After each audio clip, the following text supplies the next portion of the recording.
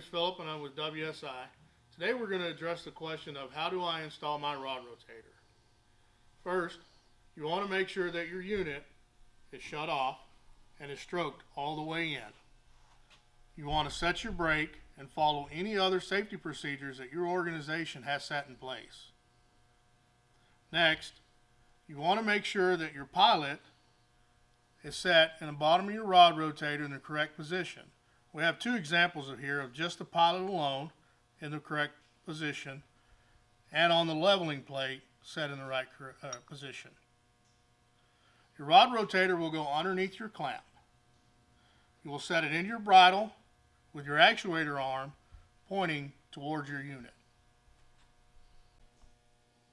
Next, you want to take your beam clamp.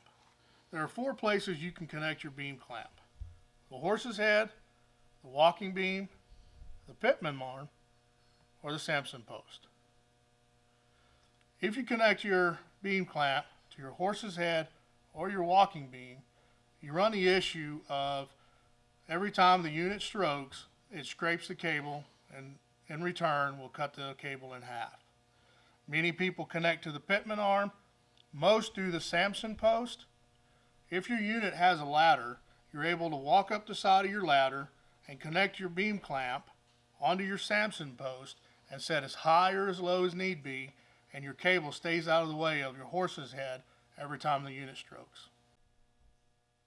Next, we will take your actuator cable, connect one end to your beam clamp. The other end we will connect to your actuator arm. You want to make sure that your actuator arm is at 90 degrees and that the spring on your beam clamp is not stretched to its maximum. Take the excess of your cable, loop it up and zip tie it out of the way so it doesn't get tangled up in the unit or anything else. So you need to make sure that your actuator arm is at 90 degrees.